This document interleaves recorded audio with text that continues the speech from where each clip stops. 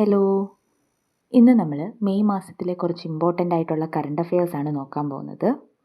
ആദ്യത്തേത്, കേരളത്തിലെ പുതിയ മുഖ്യമന്ത്രിയായി ചുമതലയേറ്റത് വി ഡി സതീശൻ. അപ്പോൾ കേരളത്തിലെ നിലവിലെ മുഖ്യമന്ത്രി വി ഡി സതീശൻ. ഇന്ത്യയിൽ ആദ്യമായി ലോ എമിഷൻ സോൺ നടപ്പിലാക്കാനൊരുങ്ങുന്ന നഗരം പൂനെ. ഇപ്പോൾ ഇന്ത്യയിൽ ആദ്യമായി ലോ എമിഷൻ സോൺ നടപ്പിലാക്കാനൊരുങ്ങുന്ന നഗരമാണ് പൂനെ. 2026 ബ്രിക്സ് വിദേശകാര്യ മന്ത്രിമാരുടെ യോഗത്തിൻ്റെ വേദി ന്യൂഡൽഹി. അപ്പോൾ 2026 ബ്രിക്സ് ഉച്ചകോടിയുടെ വേദിയാണ് ന്യൂഡൽഹി. 2026 മെയ്യിൽ ആസാം മുഖ്യമന്ത്രിയായി രണ്ടാം തവണയും അധികാരമേറ്റത് ഹിമന്ത ബിശ്വ ശർമ്മ.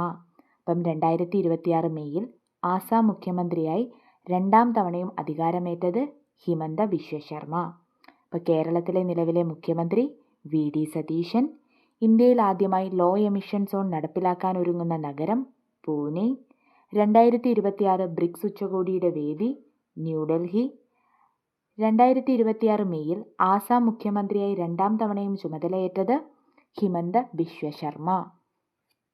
ഇന്ത്യയുടെ ആദ്യ അനലോഗ് ബഹിരാകാശ പര്യവേഷണ ദൗത്യം നിലവിൽ വരുന്നത് ലഡാക്കിലെ ലേയിലാണ്.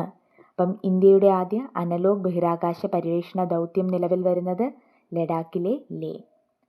രക്ഷിതാക്കളുടെ അഭാവത്തിൽ ഭിന്നശേഷിക്കാർക്ക് സുരക്ഷിതമായ പരിചരണം ഉറപ്പാക്കുന്നതിനായി കേരള സാമൂഹിക വകുപ്പ് ആരംഭിച്ച പദ്ധതി അൻപ് വീട്. അപ്പോൾ രക്ഷിതാക്കളുടെ അഭാവത്തിൽ ഭിന്നശേഷിക്കാർക്ക് സുരക്ഷിതമായ പരിചരണം ഉറപ്പാക്കുന്നതിനായി കേരള സാമൂഹിക വകുപ്പ് ആരംഭിച്ച പദ്ധതി അൻപ് വീട്. CBI ഡയറക്ടറായി വീണ്ടും നിയമിതനായത് പ്രവീൺ സൂദ്.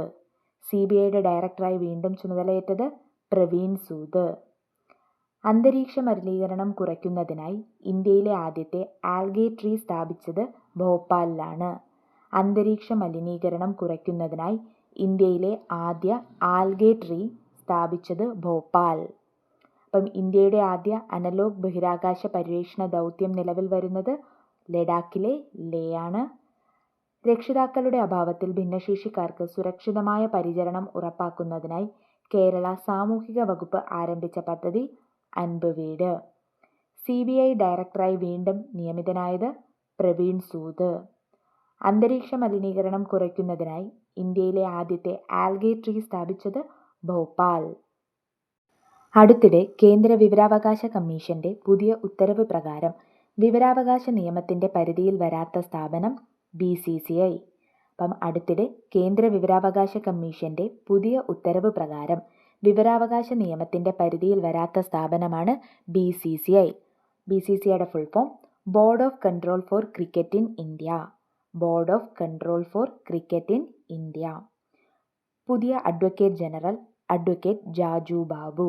അപ്പം കേരളത്തിന്റെ പുതിയ അഡ്വക്കേറ്റ് ജനറലാണ് അഡ്വക്കേറ്റ് ജാജു ബാബു.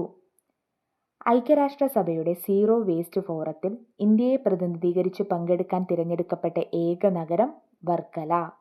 ഐക്യരാഷ്ട്രസഭയുടെ സീറോ വേസ്റ്റ് ഫോറത്തിൽ ഇന്ത്യയെ പ്രതിനിധീകരിച്ച് പങ്കെടുക്കാൻ തിരഞ്ഞെടുക്കപ്പെട്ട ഏക നഗരം വർക്കല. അപ്പം അടുത്തിടെ കേന്ദ്ര വിവരാവകാശ കമ്മീഷന്റെ പുതിയ ഉത്തരവ് പ്രകാരം വിവരാവകാശ നിയമത്തിന്റെ പരിധിയിൽ വരാത്ത സ്ഥാപനമാണ് BCCI. അതൊരു ഇമ്പോർട്ടൻ്റ് ആയിട്ടുള്ള കാര്യമാണ്. സ്ഥിരമായിട്ട് ചോദിക്കുന്ന ഒരു ചോദ്യമായതുകൊണ്ട് നോട്ട് ചെയ്യണം. പിന്നെ കേരളത്തിലെ പുതിയ അഡ്വക്കേറ്റ് ജനറലാണ് അഡ്വക്കേറ്റ് ജാജു ബാബു. ഐക്യരാഷ്ട്രസഭയുടെ സീറോ വേസ്റ്റ് ഫോറത്തിൽ ഇന്ത്യയെ പ്രതിനിധീകരിച്ച് പങ്കെടുക്കാൻ തിരഞ്ഞെടുക്കപ്പെട്ട ഏക നഗരം വർക്കല. അപ്പം ഇന്നത്തെ വീഡിയോ ഇത്രയേ ഉള്ളൂ. അപ്പം നിങ്ങൾക്കൊക്കെ ഇഷ്ടമായിട്ടുണ്ടെങ്കിൽ ലൈക്ക് ചെയ്യുക, സബ്സ്ക്രൈബ് ചെയ്യുക. അതേപോലെ എന്തെങ്കിലും അഭിപ്രായങ്ങളുണ്ടെങ്കിൽ കമൻറ്റ് ചെയ്യുക.